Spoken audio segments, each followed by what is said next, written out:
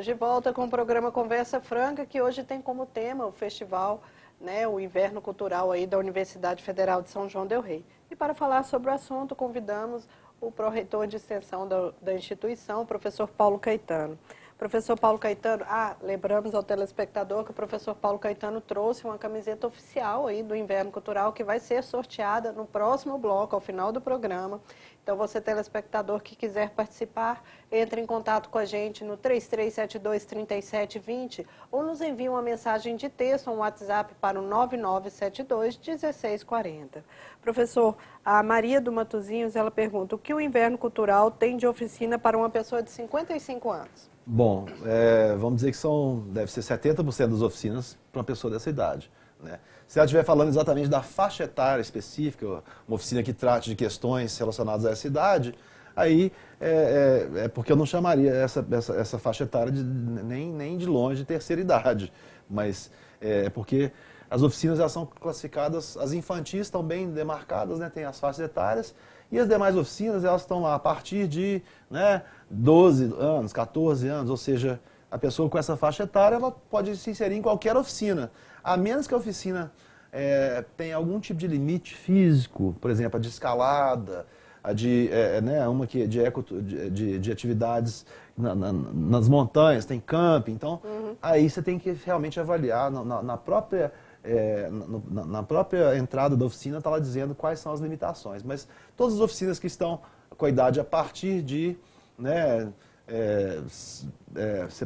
essa pessoa poderá se matricular.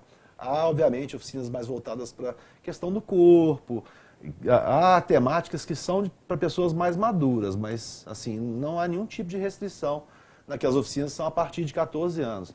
E a gente não gostaria de pensar que é a partir de 14 anos, então vou sentar com um adolescente, isso. Não. Geralmente os oficineiros, quando eles trazem a proposta, eles têm em mente um público que vai realmente ser de uma gama variada, mas ele tem a metodologia para aplacar todas as idades que estiverem dentro do escopo que a oficina oferece, né? Mas há oficinas, então, se a gente estiver falando com um público mais específico de terceira idade ou que trate questões de envelhecimento, tem também oficinas nesse sentido. E quero falar para as pessoas olharem com carinho, porque o guia de oficinas está totalmente disponível no site Inverno Cultural, www.invernocultural.fsj.edu.br. Então, quando você entra no site, tem lá uma fitinha alaranjada assim, com várias abazinhas. Uma delas é Guia de Oficinas. Lá você encontra o arquivo com as oficinas das 8 cidades que estão compreendendo o Inverno Cultural este ano. Sendo que começa por São João del Rei. Então é uma lista muito extensa. São João del Rei está dividido em 7 áreas diferentes. Né? Artes plásticas, artes visuais, arte educação, artes cênicas, literatura, música e especiais, que compreende uma série de outras, artesanato, patrimônio, etc. Então está facinho da pessoa ir olhando, né, no arquivo e certamente você vai encontrar a espectadora, o espectador que entrou em contato, a Maria. Né? Maria, você vai certamente encontrar algo que vai te cativar. Seja pela questão de abrir, de repente, uma nova possibilidade de formação, uma determinada área técnica relacionada à arte, à cultura, como também algo em relação ao físico, a melhor disposição, né, corporal da gente, algum tipo de ginástica que seja útil para a vida prática, ou seja, há uma gama intensa. Temos até uma dança indiana, Bollywood, para adultos, que é muito legal. Essa vai ser oferecida até no turno mais noturno, para as pessoas que têm alguma limitação de horário. Ou seja, há uma gama diversa. Eu defendo as oficinas como, né, o pilar do Inverno Cultural, então é necessário que as pessoas prestigiem e se sintam cada vez mais implicadas, porque a ação de uma oficina, apesar de ela não ter um resultado imediato e muito latente, aparente, assim, mas ela tem um resultado de longo prazo que é muito significativo. E o interessante é que, assim, não só para as pessoas de terceira idade, mas para todas as idades, porque tem oficina, inclusive, para crianças de 4 anos, né? A partir de 4 anos até... Este ano eu até fiquei um pouco decepcionado com a quantidade, foi menos do que eu esperava, né? Porque a gente recebe propostas do Brasil inteiro, é um concurso público, amplo, né, aberto, então eu gostaria de ter visto mais coisa para criança, porque é o momento de férias escolares, é uma hora que a criança não só, né, tem obviamente os pais que querem encontrar atividades legais para as crianças, mas também as crianças, ao brincarem, ao se distraírem, essas oficinas de entretenimento, elas também aguçam certo sentido para um determinado fazer artístico ou para uma determinada temática, como a nossa deste ano, que é tão cara, que é a cultura da água, né? Então, uma criança que aos 5 anos de idade participa de uma oficina que tematiza a água como um vetor da discussão, ela já sai dali melhor educada no sentido da água. Né? Eu tenho 2 filhas em casa, crianças 6 e 8 anos, e elas passam o ano inteiro perguntando: papai, quando vão começar as oficinas? Elas estão... É uma coisa muito legal de participar, de ver que há um engajamento muito grande. Eu queria ver a sociedade se aproximando mais disso, porque é um patrimônio da cidade, da região, não é da universidade, a gente só toca o projeto. Né? Tanto é que a gente é aberto a críticas e sugestões, mas as oficinas são a parte que a gente mais acredita, porque elas têm uma vida que ninguém percebe, mas elas vão fazendo a diferença ao longo do tempo. Né? Inclusive, tem uma pergunta aqui do Igor, da Colônia. Igor, eu não entendi muito bem a sua pergunta, que o pessoal da produção me passou aqui. Ele pergunta se essa oficina pode ter alguma extensão da universidade com o ensino médio. Eu não sei se ele quis dizer assim, se abre para o ensino médio, ou se tem uma extensão, uma oficina maior, assim, um contato maior com o ensino médio, para estender essa oficina para o ensino médio? O ensino médio é um dos grandes públicos-alvos da maioria das oficinas, não digo a maioria, de boa parte nossa. Ano passado, né, nós até tivemos muita dificuldade com o ensino médio por causa do calendário da Copa do Mundo, que foi meio conflitante.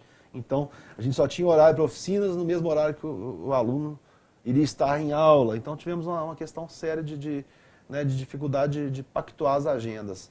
Mas a gente tem uma gama muito grande de alunos de ensino médio atendidos. Algumas oficinas são direcionadas para esse público, outras até trabalham com educadores de ensino médio, por exemplo, como trabalhar teatro em sala de aula. Então a gente tem esse olhar também para formar educadores. O que acaba estendendo, né? Porque eles ampliam, né? Eles divulgam, né, esse trabalho. Vamos pensar no sistema escolar, tanto da universidade quanto no sistema do ensino fundamental e médio aí, as oficinas, geralmente o que é tratado nas oficinas não está disponível no cardápio desses sistemas escolares. Ou está disponível de um jeito um pouco mais hermético, ou mais complexo, e as oficinas vêm de alguma maneira trazer coisas que uma espécie de complementação de uma formação mesmo, uma formação cidadã, que ela não se dá só com saberes clássicos, matemática, geografia, ciência, história, né? Ela se dá de forma um pouco mais complexa, com a formação cultural, ou abertura para a pessoa entender melhor como que se trabalha mídias sociais, por exemplo,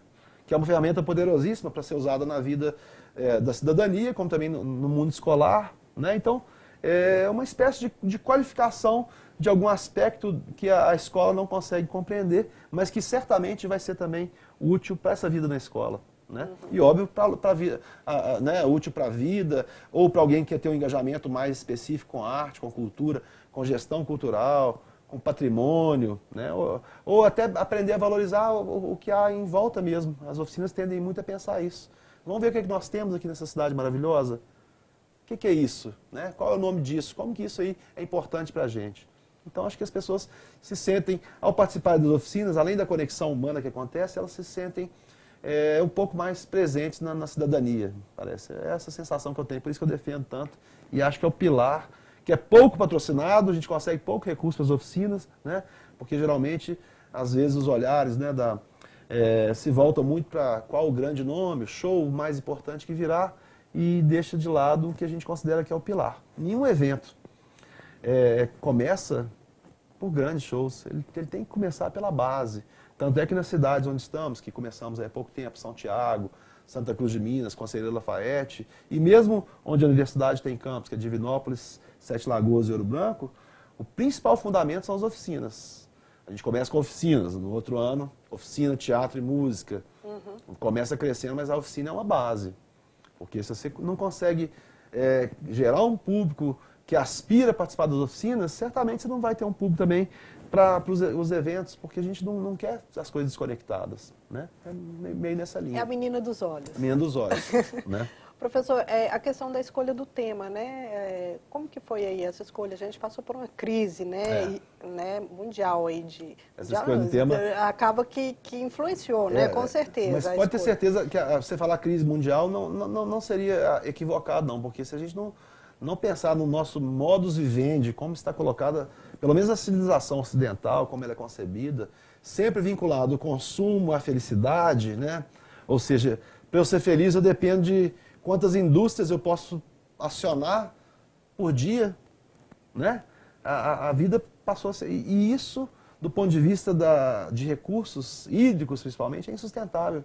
A gente continuar nesse processo individualista do consumo que não consegue raciocinar como um sistema, né? E a água é um sistema como se fosse uma veia, né, do corpo. Ela você cortar o pé, você está atingindo o sistema circulatório inteiro, né? Não é só a água de Minas Gerais ou a água do Brasil. E aí, essa temática a gente tem assim, o núcleo, principalmente quem está mais próximo do projeto Inverno Cultural dentro da universidade, até os parceiros também, a gente tem um núcleo que vai discutindo ao longo do ano temáticas. Onde tem uma lista lá, um certo banco de temas, né? Que a gente vai todo ano discutindo ou trazendo novos. E esse da água é engraçado, que eu até rio, porque é um rio, aí está consoando com o rio das mortes aqui. Da água eu tenho levantado essa temática há algum tempo, porque eu sou um pouco assim, um militante da questão da água, até meio chato, viu? Não que eu mexa com vizinho, com mangueira não, mas eu gostaria disso, só não tenho a coragem. Mas assim, então é uma temática que eu tenho tentado trazer. E este ano, dada a questão essa eminente crise de abastecimento aí, a conversa ficou mais intensa. E aí o próprio coletivo falou, não, agora é a hora da água emergir. Né? E aí, nada como pensar a cultura da água, uma questão que é muito mais fundacional. Não é só a água, né, lavar carro ou não lavar, é uma questão de... Nós temos que pensar em mudanças radicais na nossa forma de viver em sociedade, porque senão as minhas duas meninas, elas têm um futuro muito sombrio nesse sentido. E eles falam, né, que o petróleo do amanhã vai ser a água, né?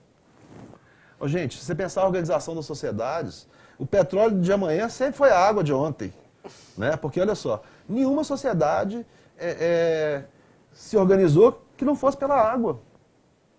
Todo centro de cidade está em volta das fontes primordiais de água, né? Toda a civilização se desenvolve no entorno das fontes de sustentação da vida, que é a água. E a água, então, tem determinado ao longo da história da humanidade uma série de princípios das relações comunitárias. Tanto é que você pode até ter problemas em vários sentidos, mas quando você fala de água, há um acordo tácito entre as comunidades de como que deve se cuidar e ser distribuída, né? Quem fura um poço artesiano aqui é obrigado a cuidar do abastecimento de todo uma região, né, um raio, porque senão, se eu furo aqui, outro fura aqui, outro fura aqui, esses três amanhã já não existem mais, né? Então, se você não pensar como sistema, a conversa, então, quando a gente fala cultura da água, é chamar atenção mesmo para um passo atrás, não é falar essa cultura de grande sala de concerto, não, essa também é muito bem-vinda, mas é a cultura do ponto de vista mais remoto, mais primordial, que é a cultura do homem que toca a terra, né, que faz germinar a semente. Isso é cultura que a gente está querendo pensar. A arte brota daí, né? Não tem nada que possa ser pensado do ponto de vista humano sem o elemento água. Ok. E você, telespectador, que quiser participar, entre em contato com a gente no 3372-3720 ou nos envie uma mensagem de texto ou WhatsApp para o 9972-1640. Lembrando que os participantes do programa hoje vão concorrer aí, do programa ao vivo, tá, gente? Vão concorrer à camiseta oficial aí do Inverno Cultural que o professor Paulo Caetano disponibilizou aí para a gente sortear. Uma singela lembrança, para gerar um senso de pertencimento entre as pessoas e o evento, tá? Ok, então vamos participar, gente. Nós vamos para um breve intervalo e voltamos já já.